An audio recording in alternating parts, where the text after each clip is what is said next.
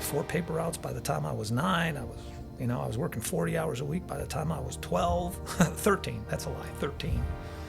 And going to school and doing all that. So I was just always busy. There was no real time to get into trouble. The goals, I don't even know that I have any. It's always at the office just to make the office run really, really well. Because the better the office runs, the less I have to run it. So then I don't have to sit here and think about, especially with dentists, it's never an earning problem. It's always a spending problem. So, whatever. And that's something that you can control. Absolutely. And we're rolling. Dr. Tom, you're my favorite person in the entire world. My wife knows about you. My mom knows about you. Everybody knows about you. And I'm not just saying this. You're my favorite person. You're the only person that can call up my competitors, talk to them, and then text me back and be like, hey, Tiger, we need to talk. And then you just tell me what you think. It's amazing. But it's just a small part why I love you. Thank you. And I remember, so you have a pretty cool story. You were in a smaller office before. What was it, 1,200 square feet, 1,500 square feet? Oh, no, it was bigger than that. Maybe 2,200 feet, but it was 7 operatories crammed into just a little small space in a dental office that was built in 1963. So I had, in the 25 years we were located there, I have crawled above that building. I've crawled below that building. I've hung all sorts of drywall, and I've done it all over there. And we squeezed every inch of clinical space we could out of that place. And that was kind of that. So it was just A-okay. It was a good space, treated us well for a long, long time. And I brought an associate in who we just adore about 4 years ago. And the days where I had 3 hygienists working in a day and 4 rooms to myself, when Garrett came aboard, we quickly needed a 4th hygienist. So then we've got 4 rooms for hygiene every day, and we're splitting 3 rooms between the 2 of us. Well, that got to be cumbersome and problematic. So we just ended up having to build something. Something. Mm-hmm. And now we're sitting in a standalone building in Weatherford, Texas. Yep. How big is this thing? This is right at 4,000 feet, and it's 12 operatories, and they're all identical. It was Design Ergonomics designed it. Shout out to Angie. Yes, Angie and David Ahern and Gabe Perlman and that whole group, Victoria Paquin, they're all great. And so they drew it.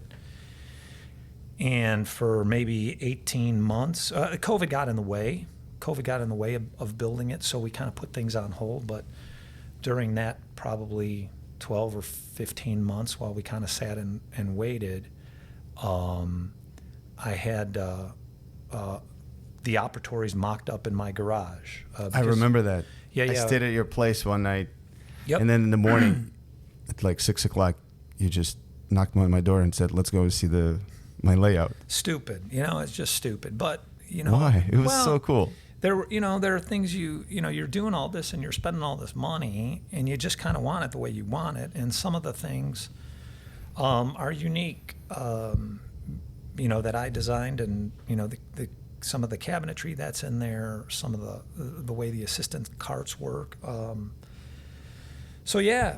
We built it, we had it done, and so it's all fine. It works pretty well, and it just, the rooms flip over really easy. They're easy to clean. They're universal. I can have any provider treating any patient, doing any procedure in any room at any time. So, we've got a left-handed hygienist. We've got 5 hygienists working now pretty much every day.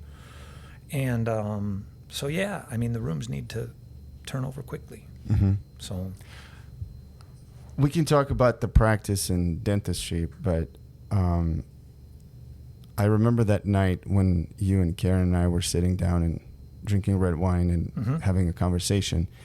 And I would love to talk, if you don't mind, a little bit about your history. Sure.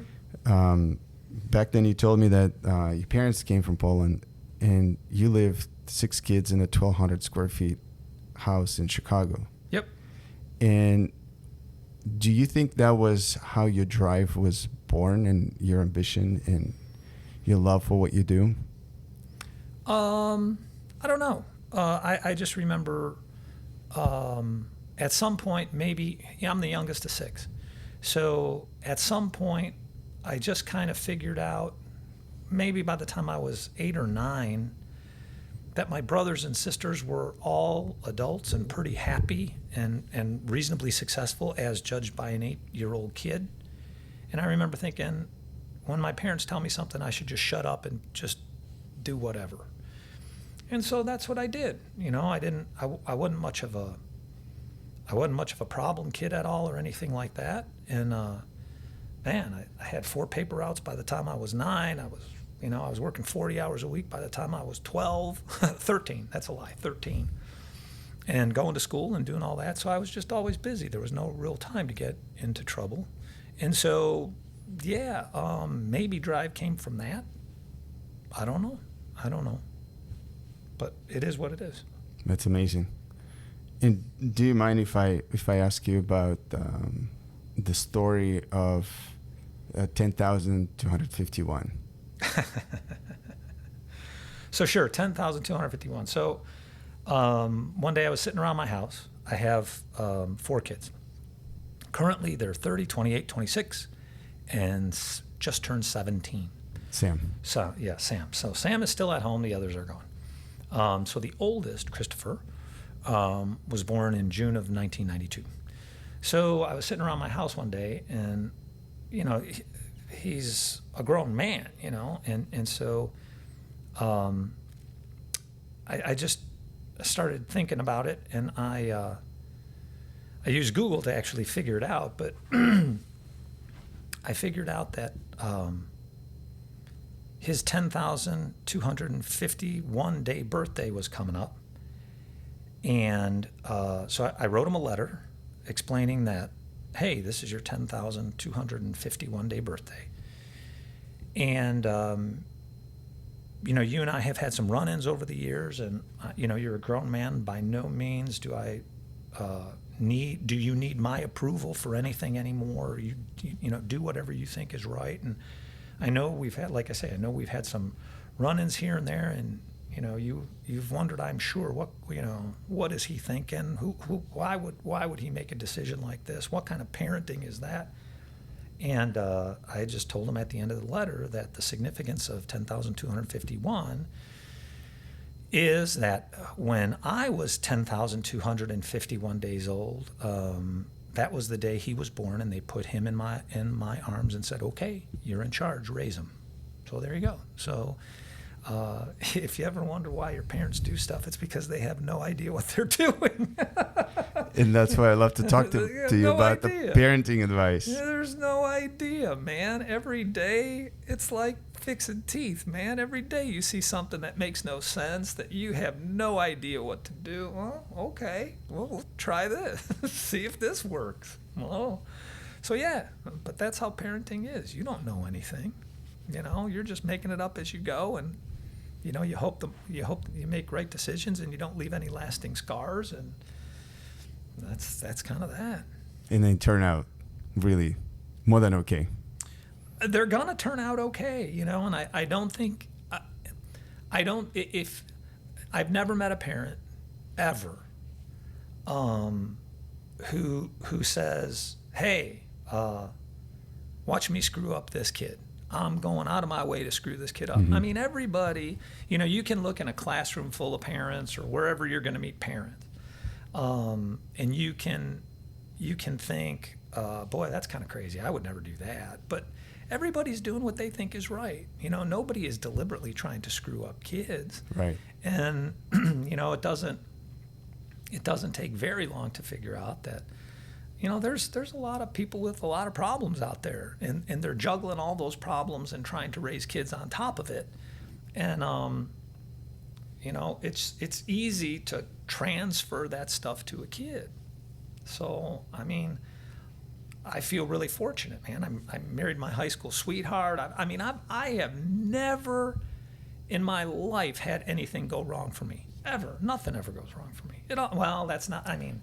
It always works out, and whatever the problem is, this too shall pass. It's fine. It's going to be fine. And in the end, there's a Seinfeld episode, and that's how I am, man. Everything just works out. It's all going to be okay. And so the kids are doing well, and, Karen and I are happy, and that's it.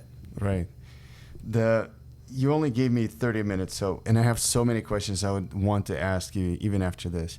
But I remember when we met in June of this year, and I told you that my wife and I are expecting a little one, and you literally, like, after a minute, you had a tear in your eyes, and then you gave me a piece of advice that I've wrote it down, and I talked to people about it, and I talked to my wife about it.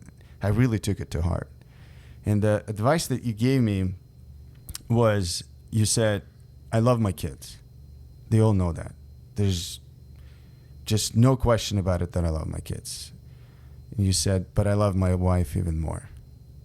And they all know that they are not even close to that level, the way you love your wife. And at first it sounds interesting, but then the more I think about it, the more I talk to my wife, and I even talked to Dr. Ben about this, and I sent you a clip, and he was like, I second that 100%. How would you think about that? Like, it just seems, I don't know, maybe saying it, I think that's probably something that couples probably know, but actually, like, putting that in a box and kind of saying it out loud. There's a lot of things you think. Some things are just plain hard to say out loud. Everybody's got some bad habits. They do some bad things, and you can think it and you can let yourself get away with it. But man, if you ever have to verbalize it, it's a big deal. But anyway, I think that first happened. Christopher is the oldest, and so most of this stuff, parenting stuff and whatever else, really revolves around him, because he kind of charted the course for me, for Karen and me as parents, and the way we relate to the kids. But he was probably 5 or 6 and trying to pull something off where he asked me and I said no, or maybe he asked his mom and Karen said no, and then he comes to me and I said, did you talk to your mom about this? Oh, no, not at all. And so then I discover, of course, that he's playing Karen against me to try and get his way, which is a strategy any kid, any employee will deploy, right? And so why not try to do that? And so it was then I told him, I said, hey, man, don't ever play me against your mom. Don't ever do that. And there it is. Don't make no mistake. I love you very much, but don't ever think for a second that I love you more than I love your mom. And that's it. So if and no sooner did that come out of my mouth that I thought, well, that having parents with that kind of relationship, wow, think of all the concern and worry that it removes from a young kid's life ever. I mean, divorce is everywhere, and I don't begrudge people for it. I'm not passing judgment at all, but that impacts a kid. Or if a kid is worried about their parents getting divorced, or there's all sorts of, let's just call it, unsupportive behavior between the two of them, if they're always arguing or whatever. And again, that happens to people. I'm not judging it, but if your marriage is solid, the kid needs to know, and again, man, the benefit of that over years, Kids got enough crap to worry about. They sure don't need to worry about their parents. Right, in the relationship. Right. And so, those are my thoughts about that, and so, and it'll happen, kids start to kind of figure things out. It takes a little while, certainly the later part of maybe middle school or maybe into high school, where they kind of start to figure out that hey, we've got some advantages that other kids don't have, So that's kind of that. It's interesting. Sam, one of the he's getting ready to go to college, right? He'll be a high school senior this year. So now there's essays and there's blah, blah, blah. So one of the questions that one of the colleges is asking is, who's the most impactful person you know, and how did they impact you? So we were talking about that, and I said, well, he has a friend who really just is growing up to be a really sweet kid, but has done so in the face of so much adversity. It's absolutely crazy. And it's a situation where, man, he's got no guidance. He's he lives at home, and it's just, everything about it is a struggle. Everything about it. And so, we talked about that a little bit, and I said, well, you might think about that. I mean, here's, it doesn't have to be some water walking entrepreneur that, has made something or affected the world. Here's a kid who, by virtue of just his bad luck, has given you an opportunity to see that many of the problems in your life are of your own creation, that you're the guy standing in your own way, because in many ways, Mom and I have set up the launch pad pretty well for you. And so that seems to be kind of still working on that one, but maybe that's a logical essay for him to write, and sometimes you just got to look around and, man, instead of, I don't know, being envious of all these people who have this and do this, and man, you look around and where many of us are, we're just so much more fortunate than most that you got to be aware of that. Right. So, right. Whatever. That's amazing. So I do want to talk a little bit about Kieran, because the first time I met her, she's absolutely amazing woman. And how much does it help you knowing that you have somebody like her as your life partner? How much does it allow you to go out and do what you need to do and achieve your goals and like build your dreams? Oh, well, that's a little bit of a loaded question. I think, the maybe the best part is that we share most of them. I mean, I really don't have any goals that don't involve her. So, the coordination with that is pretty easy. But so yeah, I mean, we're a legit team on virtually everything. When it comes to the kids, obviously we've talked about that. When it comes to the practice, I mean, she does all the accounts payable for the office, so she's involved. She knows what we're spending and where and how things work, and she comes in and she can certainly, although she's not physically in the office, she can stop by in here anytime and put on a pair of scrubs and help out in a lot of different spots if she has to. So that might happen 1 or 2 days a year. I mean, it doesn't happen often. So as far as our alignment and me doing stuff, oh yeah, she makes it easy because she knows what I'm thinking, and we share the same objectives about most things. So that's just really easy. I don't know how, because I know plenty of people dentists, whose spouse is almost actively disinterested in the practice. You know, they don't want to hear it. I don't want to hear anything about that. All you think about is those pesky teeth and blah, blah, blah, blah. And they don't want to hear anything about that. I don't know if it works for you. I guess it works for you. That couldn't work for me. You know, because you know, whenever I come home sniveling and whining, whenever it's a tough day, whether it was clinical work that was tough, or maybe I just, you know, here's a case and I just did a crappy job on it, and you know, whatever, and it's bothersome to me. Look, she gets it, she understands, and she's easy to talk with about that sort of thing. She's a good listener with that stuff. So. And I'm sure there's no judgment or anything. You're not afraid to be like, no, yeah. And you know, that's that's kind of another thing. I don't know the judgment. No, she doesn't judge any of that stuff. But you know, like other stuff, you know, like you say, goals and things that we would talk about between us. And again, might involve the kids, might involve the office, any of that. You know, and let's go back to parenting. My mom and dad were married for 63 years. All my siblings, 6 siblings, I mean, it's ridiculous. We have something stupid like 250 years of married life without a divorce. We don't know how to get a divorce.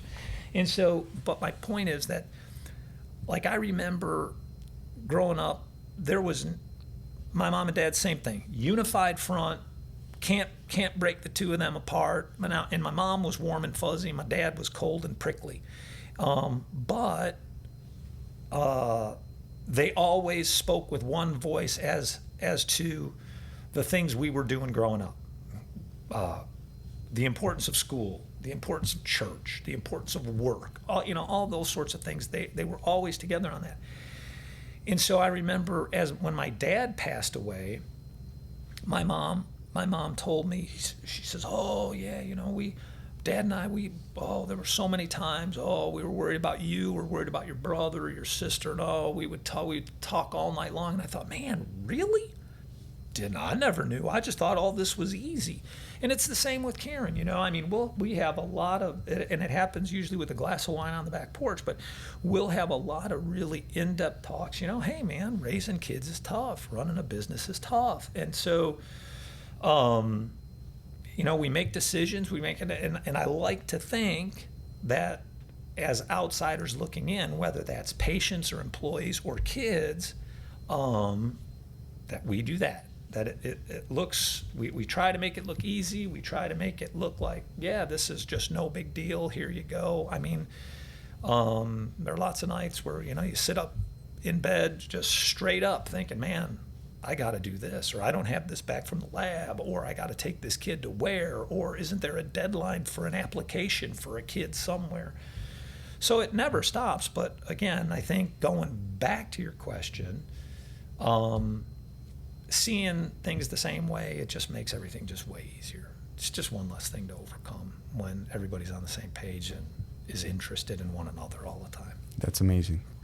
Do you ever talk with Karen about, hey, this is our goal and this is how we want to accomplish it? And I don't know, it could be a travel, it could be anything, or it could be something significant. And I know you shared some of the stories, how you help your in-laws to pay for a house and stuff, and it's just, you have a big heart. But do you ever talk about goals together? Do you set them, and do you talk to kids? And let me just ask that. Well, you know, those things, I don't know. We're not like big long-term planners. You know, fortunately, doing what we do for a career, I mean, it provides a really good income, you know, all that sort of stuff. So it's not like we have to say, okay, you know, this year we want to go on a dream vacation, and so we got to, you know, really plan this out and save up for it or whatever. So things just kind of come up, you know. Friends will say, would you like to do this, or does this interest you? Or I'll meet somebody and they're, I don't know, they're doing this or doing that, and you know, some stuff requires a little more planning than others. But you know, at this point, the goals, I don't even know that I have any. You know, I mean, it's always at the office, just to make the office run really, really well, because the better the office runs, the less I have to run it. So then I don't have to sit here and think about the office when I'm at home or about the house when I'm at the office. So I don't know, goal setting, like I say, somebody says to me, hey, do you want to go on a cruise sometime next year? Sure, let's go. Just tell me the days and we'll go. Or, we're not giant consumers. I don't have to have a new Italian car every year. So we're pretty simple. And I've been to your house. You guys are. That's incredible. It's just fine. We live in a 2,900 square foot house that we built 2 years after we moved here. It was too small when all the kids were there. It's too big now that most of the kids are gone. But Karen has decided we are dying in that house. We will never leave that house, and that's okay. I'm fine with that. It's a nice house, and it's convenient to everything that we need. The office and things in Fort Worth is the other way. So we have all the benefits of being in the city, just 15 or 20 minutes away. So it's all just fine. It's all just fine. There's a lot to be said for being happy with what it's. How does that saying go? It's something about the luckiest people are the ones that are happy with what they have. It's not about the next thing or the whatever. I can't think of it, but it's just true. And I was talking with my associate with Garrett yesterday, and of all the dentists I ever met, of all the financial advisors I ever talked to, of all the practice consultants I ever talked to, year after year after year, it's when people are unhappy and it's about money, it's never, especially with dentists, it's never an earning problem. It's always a spending problem. So, whatever. And that's something that you can control. Absolutely. So I graduated in 91. I spent my first 5 years in the Navy.